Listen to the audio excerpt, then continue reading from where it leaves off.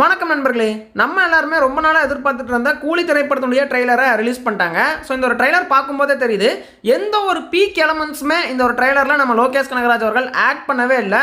சும்மா நார்மலாக இருக்கக்கூடிய காட்சிகளை வச்சு மட்டுமே தான் ஒரு ட்ரெய்லராகவே மேக் பண்ணியிருக்காரு அப்படின்னே சொல்லலாம்.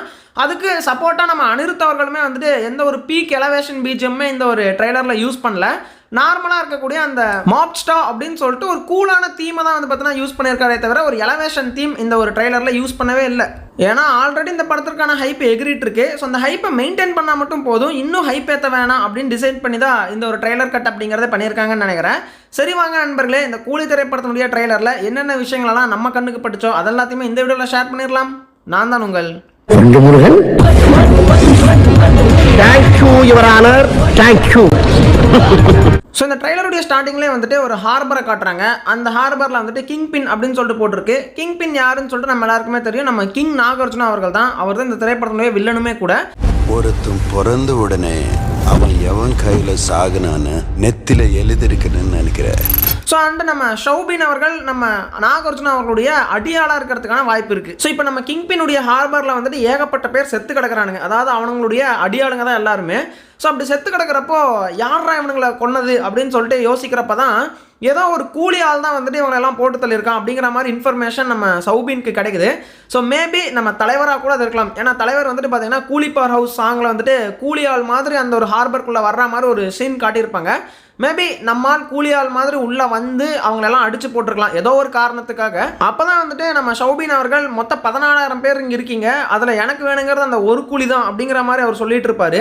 இங்கே இருக்கிற 14,400 பேரில் எனக்கு தேவை அந்த ஒரு கூலி. அந்த சமயத்தில் அந்த இடத்துல நம்ம நாகார்ஜுனா அவர்களுமே வந்துடுற மாதிரி காட்டுறாங்க. ஸோ நாகார்ஜுனா அவர்கள் ரேண்டமாக ஒருத்தனை கொல்ற மாதிரியுமே காட்டுறாங்க. அதாவது நம்ம தலைவர் கிடையாது, வேற யாரையோ வந்து பார்த்தீங்கன்னா அவர் கொண்டுகிட்டு இருக்காரு. மேபி ஒரு ராங் இன்ஃபர்மேஷன் கொடுத்த ஒரு நபராக இருக்கலாம், அல்லது வந்துட்டு இவன் தான் நம்ம கேங் மெம்பர்ஸ் எல்லாம் ஏதோ பண்ணிட்டான் அப்படின்னு சொல்லிட்டு மாற்றி அவனை கொள்றாங்களோ அப்படிங்கிற மாதிரியுமே தெரியுது. ஏன்னா நம்ம தலைவர் வந்துட்டு அந்த கூலி மாதிரி வந்து அடிச்சு நொறுக்கிட்டு போயிட்டாரு. ஸோ போனதுக்கப்புறமா வேற ஒருத்தன் சிக்கிட்டானோ அப்படிங்கிற மாதிரி தான் தெரியுது. அண்ட் நம்ம நாகார்ஜுனா அவர்கள் அவனை கொலை பண்ணிட்டு இருக்கும்போது சுற்றி இருக்கக்கூடிய மற்ற கூலி ஆள்களெல்லாம் பார்த்து பயந்து ஓடுற மாதிரியுமே காட்டுறாங்க. ஒரு பயங்கர பவர்ஃபுல்லான வில்லன், அவரை பார்த்து பயப்படக்கூடிய கூலி ஆட்கள், இந்த மாதிரி தான் அந்த ஒரு இடம் இருக்க போகுதுன்னு சொல்லிட்டு ட்ரெய்லர்லேயே காட்டிட்டாங்க. ஒரு மனுஷன் இந்த உலகத்திலேருந்து ட்ரேஸே இல்லாம தூக்க முடியும் தெரிஞ்சா it can be a disaster. So இந்த பக்கம் இது நடந்துட்டு இருக்கிறப்போ இன்னொரு பக்கம் காட்டுறாங்க, ஒரு சுடுகாட்டை காட்டுறாங்க. அந்த சுடுகாட்டில் யாரோ ஒருத்தர் சமாதியெல்லாம் தோண்டி உள்ளே இருக்கக்கூடிய பணத்தை வந்து எடுத்துட்டு இருக்கிற மாதிரி காட்டுறாங்க. ஸோ அது மேபி நம்ம ஸ்ருதிஹாசன் அவர்களாக இருக்கிறதுக்கான சான்சஸ் இருக்குது. நம்ம ஸ்ருதிஹாசன் அவர்கள் வந்துட்டு ஒரு கண்டெய்னர் முன்னாடி நிற்பாங்க, அந்த கண்டெய்னர் ஓப்பன் ஆகும். அப்போ கூட உள்ளே வந்து பார்த்தீங்கன்னா ஒரு பிளாஸ்டிக் பேக்கில் ஒரு பணம் இருந்தால் எப்படி இருக்கும், அந்த மாதிரி ஏதோ ஒரு ஆப்ஜெக்ட் தான் தெரியும். ஸோ அடுத்த ஷாட்டில் நம்ம சத்யராஜ் அவர்கள் வந்துட்டு ஏதோ ஒரு மெஷின் முன்னாடி உட்காந்துக்கிட்டு இருக்காரு. அந்த மெஷின் இப்போ தான் ஒர்க் ஆகுது போல். ஸோ ஃபஸ்ட் டைம் வந்துட்டு ஒரு மெஷினை கண்டுபிடிச்சிட்டா அந்த சயின்டிஸ்ட்டுக்கு எப்படி வந்துட்டு ஒரு ஃபீல் இருக்குமோ அந்த மாதிரியான ஒரு ரியாக்ஷன் தான் நம்ம சத்யராஜ் அவர்கள் கொடுக்குறாரு. மேபி இவர் அந்த படத்தில் வந்துட்டு ஏதோ ஒரு மெஷினை கண்டுபிடிச்சிருக்காரு போல். அது என்ன மெஷின் அப்படின்னு சொல்லிட்டு தெரியல. நிறைய பேர் வந்துட்டு அந்த மெஷினை டைம் ட்ராவலுங்கிறாங்க, ஏகப்பட்ட தியரிஸ் ஓடிக்கிட்டு இருக்கு. பட் அப்படி இருக்க சான்ஸ் இல்லை. இவர் ஏதோ ஒரு மெஷினை கண்டுபிடிச்சிருக்காரு. அது வந்துட்டு நம்ம நாகார்ஜுனா இருக்கார்ல சைமன், அவருக்கு எதிராக ஏதோ ஒரு விஷயத்தை கண்டுபிடிச்சிருக்காரு அப்படிங்கிறது மட்டும் கிளியராக தெரியுது. ஸோ இப்போ அடுத்து எழுந்திருக்கக்கூடிய டவுட் என்னன்னா, நம்ம சைமன் நாகார்ஜுனா அவர்கள் இந்த படத்தில் வில்லன் தான், ஆனால் அவர் என்ன பிஸ்னஸ் பண்ணுறாரு அப்படிங்கிறத ஒரு கேள்விக்குறியாகவே இருக்குது. ஏன்னா வந்துட்டு கேஜிஎஃப் படத்தில் கோல்டை கடத்தியாச்சு, அதே மாதிரி விக்ரம் படத்தில் ட்ரக்ஸை கடத்தியாச்சு, அதே மாதிரி ஜெயிலர் படத்தில் சாமி சிலைகளை எல்லாம் கடத்தியாச்சு, புஷ்பா படத்தில் சந்தன கட்டைகளை எல்லாம் கடத்தியாச்சு, அதே மாதிரி மார்க்காண்டனி திரைப்படத்தில் வெப்பன் டீலிங் அதுவுமே வந்து பார்த்தீங்கன்னா காட்டியாச்சு. இந்த மாதிரி எல்லா திரைப்படங்களையும் நம்ம பார்த்தது தான் இந்த கடத்தல்கள், ஏதோ ஒரு பொருளை வந்துட்டு வச்சு பிஸ்னஸ் பண்ணுறது. பட் இந்த படத்தில் நம்ம சைமன் புதுசாக என்ன பண்ண போகிறாரு அப்படிங்கிறது தான், அதில் தான் ரொம்ப ஆர்வமாகவே இருக்கேன். என்னத்தை காட்ட போகிறாங்க அப்படிங்கிறது தான். எனக்கு என்னமோ இந்த நெட்வொர்க்கால் மட்டும் அவனுங்க பெரிய ஆளான மாதிரி தெரியல, அவனுங்க உள்ளுக்குள்ளே வேறு ஏதோ ஒன்று பெருசாக பண்ணுறானுங்க சார். மேபி மனிதர்களை கடத்தி விற்கக்கூடிய தொழிலை செய்யக்கூடிய ஒரு கொடூர அரக்கனாக நம்ம சைமன் அவர்களை காட்டுறதுக்கான வாய்ப்பு இருக்குது. ஸோ மனிதர்களுடைய ஆர்கன்ஸை திருடுறது, அப்படி இல்லைன்னா அவங்களுடைய எலும்பு கூடுகளை வந்துட்டு எடுக்கிறது, இந்த மாதிரி ஆரோக்கியமான மனிதர்களை சூஸ் பண்ணி அவங்க கிட்ட இருந்து எடுத்துக்கிறது, இந்த மாதிரியான ஒரு தொழிலை பண்ணுறதுக்கான வாய்ப்பு இருக்குது. அண்ட் அதே சமயத்தில் நம்ம சத்யராஜ் அவர்களுக்கு ஒரு ஃபேமிலி இருக்கிற மாதிரியுமே காட்டுறாங்க. அந்த ஃபேமிலியில் வந்துட்டு அவருக்கு 2 பொண்ணுங்க இருக்கிற மாதிரி காட்டுறாங்க. ஒருத்தங்க வந்துட்டு ஸ்ருதிஹாசன், இன்னொருத்தங்க வந்துட்டு பார்த்தீங்கன்னா அவங்களுடைய தங்கச்சியாக இருக்கிறதுக்கான வாய்ப்பு இருக்குது. ஸோ அவங்களுக்கு ஒரு ஒய்ஃப்மே இருக்கிற மாதிரி காட்டுறாங்க. ஸோ அவர் தன்னுடைய ஃபேமிலியோட ஜாலியாக இருக்கிறப்போ மேபி இந்த ஃபேமிலியில் இருக்கக்கூடிய யாரோ ஒருத்தர் வந்துட்டு நம்ம சைமன் கடத்துறதுக்கான வாய்ப்பு இருக்குது. ஸோ எனக்கு தெரிஞ்ச இந்த 2வது பொண்ணை நம்ம சைமன் வந்துட்டு கடத்திருக்கிறதுக்கான வாய்ப்பு இருக்குது. ஸோ அப்போ தான் நம்ம சத்யராஜ் அவர்கள் தான் பொண்ணை யார் கடத்தினது அப்படின்னு சொல்லிட்டு இன்வெஸ்டிகேஷன் பண்ணுறப்போ அது சைமன் அப்படின்னு சொல்லிட்டு கண்டுபிடிக்கிறாரு. சைமன் எதுக்காக பொண்ணுங்களை கடத்துறது, இந்த மனிதர்களெல்லாம் கடத்துறான் அப்படின்னு சொல்லிட்டு பார்க்குறப்போ அவன் கடத்தி ஃபாரினில் இருக்கக்கூடிய நம்ம ஆமீர் கானுக்கு சேல் பண்ணுற மாதிரி கூட இருக்கலாம். ஃபாரினில் ஒரு பெரிய டீலராக நம்ம ஆமீர் கான் அவர்கள் வர்றதுக்கான வாய்ப்பு இருக்குது. ஸோ இவர் ஒரு கெஸ்ட் ரோல் தான், ஒரு 15 மினிட்ஸ் தான் வந்து வரப்போகிறாரு அப்படிங்கிற மாதிரி சொல்கிறாங்க. ஸோ அந்த 15 மினிட்ஸ் ரோலக்ஸ் மாதிரி கிளைமேக்ஸில் மட்டும் வராமல் படம் ஃபுல்லாகவே அவர் வரப்போகிறாரு. அதாவது 2 நிமிஷம் அப்படியே படம் ஃபுல்லாகவே வந்து பார்த்தீங்கன்னா வரப்போகிறாரு அப்படிங்கிற மாதிரி தான் சொல்கிறாங்க.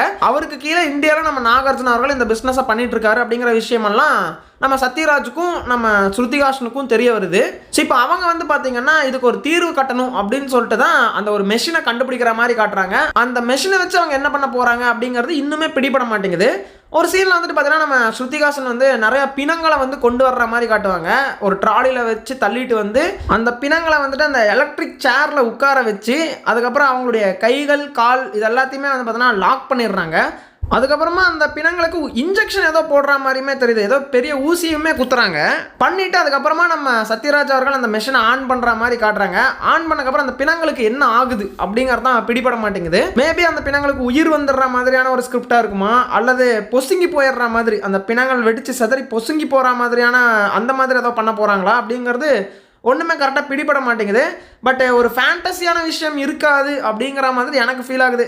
ஒரு டைம் ட்ராவல் மெஷினோ அல்லது பிணங்களுக்கு உயிர் வர்ற மாதிரி மெஷினோ அந்த மாதிரி ஒரு ஃபேண்டஸியான கான்செப்டுக்குள்ளே லோகேஷ் போக மாட்டார். பட் இந்த மெஷின் என்ன பண்ணுது அப்படிங்கிறது தாண்டா மெயினாக இதுக்காகவே படத்துக்கு போகணுங்க. ஸோ அடுத்தது நமக்கு எதிரான விஷயங்களை இந்த ஸ்ருதிஹாசனும் சத்யராஜ் அவர்களும் தான் செய்கிறாங்க அப்படின்னு சொல்லிட்டு நம்ம நாகார்ஜுனாக்கு தெரிய அதனால் ஸ்ருதிஹாசனை வெட்டுறக்காக அனுப்பிடுறாங்க. ஸோ நம்ம சத்யராஜ் அவர்களுக்குமே தெரிஞ்சு போயிடுது இந்த மாதிரி நாகார்ஜுனா வந்துட்டு தான் பொண்ணையும் தானையும் கொல்லணும்னு சொல்லிட்டு நினைக்கிறான் அப்படிங்கிற விஷயம் தெரிஞ்சிடுது. ஸோ இப்போ அவங்களுக்கு பாதுகாப்பாக ஒரு ஆள் வேணும் இல்லையா, ஸோ அதனால தான் வந்துட்டு நம்ம தலைவரை வந்துட்டு மறுபடியும் கொண்டு வராங்க அப்படிங்கிற மாதிரி தெரியுது. 30 வருஷமா ஒருத்தனை ஆஃப்லைன்லயே வச்சிருக்கேன், 30 வருஷமா ஒருத்தன் ஆஃப்லைன்லேயே வச்சிருந்தேன் அப்படிங்கிற மாதிரி நம்ம சத்யராஜ் அவர்களோ ஒரு டைலாக் சொல்லியிருப்பாரு. ஸோ அப்போ பார்த்தீங்கன்னா 30 வருஷத்துக்கு முன்னாடி போகிற மாதிரி ஒரு ஃப்ளாஷ்பேக் இருந்திருக்கு. ஸோ அந்த ஒரு ஃப்ளாஷ்பேக்கில் வந்துட்டு நம்ம தலைவர் ஒரு கூலி ஆளாக வர்றதுக்கான வாய்ப்பு இருக்குது. ஸோ அவருடைய காஸ்டியூம் அந்த கூலி ஆட்களுடைய காஸ்டியூம்லாம் பார்க்குறப்போ இந்த தீ திரைப்படத்தில் நம்ம ரஜினிகாந்த் அவர்கள் ஒரு காஸ்டியூமில் வந்திருப்பார். அந்த காஸ்டியூமில் தான் வந்துட்டு இந்த கூலி அப்படிங்கிற ஒரு ரோல்லேயும் வருவாருன்னு நினைக்கிறேன். ஸோ நம்ம ரஜினிகாந்த் அவர்களும் உபேந்திரா அவர்களுமே வந்துட்டு நண்பர்களாக அந்த ஃப்ளாஷ்பேக்கில் வர்றதுக்கு வாய்ப்பு இருக்குது. ஏன்னா உபேந்திரா அவர்களுமே அதே காஸ்டியூமில் தான் இருக்கார், கையில் கொக்கி இருக்குது. அவரும் வந்துட்டு பார்த்தீங்கன்னா அடிதடி வெட்டுக்குத்து செய்யக்கூடிய ஒரு ஆளை மாதிரி தான் தெரியுது. ஸோ நம்ம தலைவருமே வந்துட்டு கையில் கொக்கியை வச்சுக்கிட்டு ஒருத்தனை தரன்னு இழுத்துட்டு வர்ற மாதிரி ஷாட் இருக்கும். ஸோ அது தலைவர் தான் ஆக்சுவலாக. ஸோ அவரும் உபேந்திராவும் நல்ல நண்பர்களாக இருக்கலாம், அவங்க வந்துட்டு அடிதடி வெட்டு குத்தெல்லாம் செய்யக்கூடிய ஒரு ஆட்களாக இருக்கலாம். அவங்க 2 பேருக்கும் நம்ம சத்யராஜ் அவர்கள் 30 வருஷத்துக்கு முன்னாடியே ஒரு நல்ல நண்பனாக இருந்திருக்கலாம். ஸோ இப்போ நம்ம சத்யராஜ் அவர்களுக்கும் அவருடைய ஃபேமிலிக்கும் ஒரு ப்ராப்ளம் வந்துருச்சுன்னு தெரிஞ்ச உடனே ஸோ நம்ம உபேந்திராவும் தலைவரும் வந்துட்டு பார்த்தீங்கன்னா களத்தில் இறங்கிடுறாங்க. ஸ்டார்டிங்கில் வந்துட்டு ஹார்பரில் அத்தனை அடியாளுகளை போட்டு தள்ளினது அவங்க 2 பேரும் சேர்ந்து தான் அடிச்சிருப்பாங்க.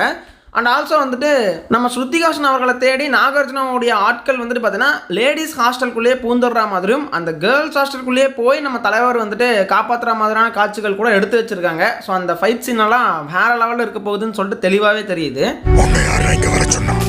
ஸோ ஃப்ளாஷ்பேக் காட்சிகளில் வந்து பார்த்தீங்கன்னா உபேந்திரா அவர்கள் இருக்கும்போது பக்கத்தில் ஒரு பஸ் காட்டியிருப்பாங்க. அந்த பஸ்ஸில் வந்துட்டு ஹிந்தி வார்த்தைகள் வந்து பார்த்தீங்கன்னா எழுதியிருக்கும். ஸோ அப்போ பார்த்தீங்கன்னா மேபி நார்த் இந்தியாவில் நடக்கக்கூடிய ஒரு கதையாகத்தான் அந்த ஒரு ஃப்ளாஷ்பேக் போர்ஷனை எழுதியிருப்பாங்க போல். அண்ட் ஆல்சோ அந்த பஸ்ஸுக்குள்ளேயே போய் நம்ம தலைவர் வந்துட்டு ஃபைட் பண்ணுற மாதிரியான ஒரு காட்சியுமே இருக்குது. இவங்க எப்பேற்பட்ட ஒரு ரவுடிகள், நார்த் இந்தியாவில் எப்பேற்பட்ட ஒரு கூலியாக இருந்தாங்க அப்படிங்கிற மாதிரி இந்த ஃப்ளாஷ்பேக் போர்ஷன்ஸில் தெளிவாகவே காட்டுவாங்கன்னு நினைக்கிறேங்க. ஸோ இப்போ நம்ம ப்ரெசன்ட் சீக்வன்ஸில் நம்ம தலைவர் வந்துட்டு ஸ்ருதிஹாசனை காப்பாற்றிடுறாரு. காப்பாற்றிட்டு இந்த மாதிரி அடிதடி வெட்டுக்குத்து மேட்டர்லாம் எங்ககிட்ட விட்டுரு, நீ ஏன் இதுக்குள்ளே இன்டர்ஃபியர் ஆகிற அப்படின்னு சொல்லிட்டு நம்ம தலைவர் கேட்க, இல்லை அது எங்கள் அப்பாவுக்கும் என் ஃபேமிலிக்கும் நடக்கிற ஒரு பிரச்சனை, அதனால் நான் அவங்களுக்கு உறுதுணையாக இருப்பேன்னு சொல்லிட்டு நம்ம ஸ்ருதிஹாசன் சொல்ல அப்போ தான் இந்த ஒரு டைலாக் வர்றதுக்கான வாய்ப்பு இருக்குது. அவன் உங்களுக்கு அப்பாவா இருக்கலாம், ஆனால் அவன் எனக்கு நண்பன். அண்ட் ஆல்சோ ஃப்ளாஷ்பேக்லேயே வந்துட்டு நம்ம தலைவருக்கு ஒரு ஃபேமிலி இருக்கிற மாதிரியும் அந்த ஃபேமிலியை வந்துட்டு அவர் இழந்துட்டு ஒரு தனி நபராக வாழ்ந்துட்டு இருக்கிற மாதிரியுமே கூட காட்டலாம். அதனால தான் தைரியமாக வந்துட்டு எல்லா சம்பவத்திலும் இறங்கி பண்ணுறேன் அப்படிங்கிற மாதிரி கூட சொல்கிறதுக்கு வாய்ப்பு இருக்குது. யாரும் இல்லாமல் தனியா வாழ்ந்து பழகிட்டீங்க.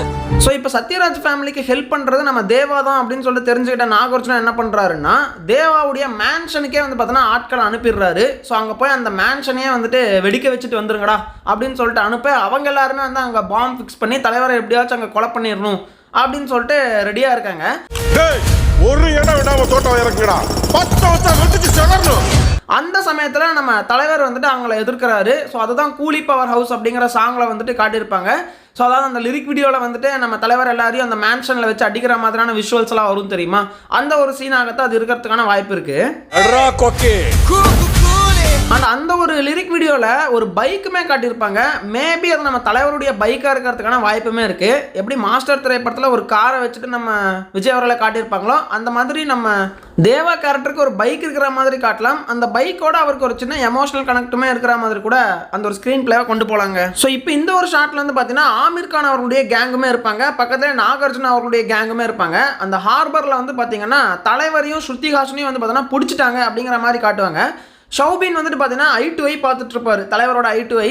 ஸோ அப்போ மாட்டிக்கிட்டார் அப்போ தலைவர், அவ்வளோதானா முடிஞ்சுதா அப்படின்னு கேட்டிங்கன்னா அப்படி தான் சொல்ல முடியாது. ஏன்னா நம்ம தலைவர் வந்துட்டு இவங்க கேங்குக்கு மேலே எவன் இருக்கான் அப்படின்னு செக் பண்ணுறதுக்காக அவரே மாட்டிக்கிட்ட மாதிரி வந்து நடிச்சிட்டு இருந்திருக்கலாம். ஸோ நம்ம ஷௌபினுக்கு மேலே நாகார்ஜுனாக்கு மேலே வந்து பார்த்தோன்னா ஆமீர் கான், இவங்களோட அந்த கான்டாக்டை கண்டுபிடிக்கிறதுக்காக தான் அவரே மாட்டிக்கிட்ட மாதிரி வந்து நடிச்சிருக்கலாம். இந்த தேவா பத்தி தெரிஞ்சிருந்தோ என்கிட்டயே விளையாடி இருக்கேன். ஸோ ஒரு சீனில் வந்துட்டு நம்ம ஆமீர் கான் ஹெலிகாப்டரில் வந்து இறங்குற மாதிரி காட்டுவாங்க. பக்கத்தில் வந்துட்டு செவப்பெட்டிகளுமே காட்டியிருப்பாங்க.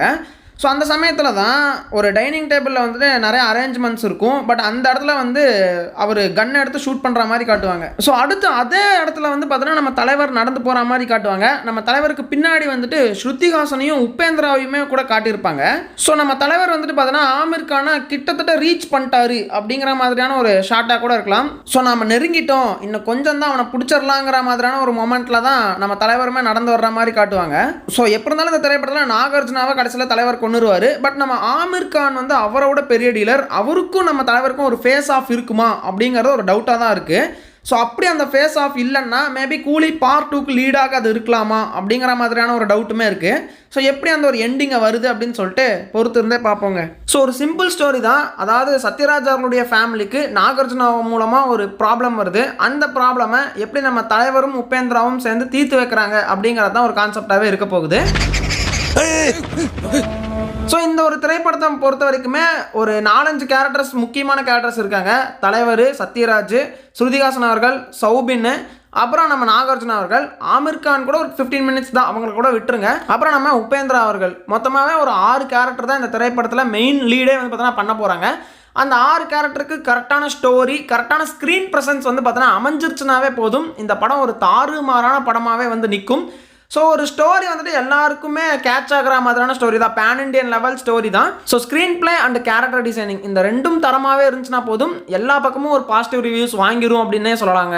சரி, ஓகே நண்பர்களே, ஸோ இதோட இந்த பிரேக் டவுன் வீடியோவை நான் முடிச்சுக்கிறேன். இதையும் தாண்டி வேறு ஏதாவது கருத்துக்கள் உங்களுக்கு இருந்துச்சுன்னா, ப்ரோ கதை இப்படி போகலாம் அப்படி போகலாம் அப்படிங்கிற மாதிரியான கருத்துக்கள் உங்களுக்கு இருந்துச்சுன்னா மறக்காமல் கமெண்ட்டில் சொல்லிட்டு போங்க.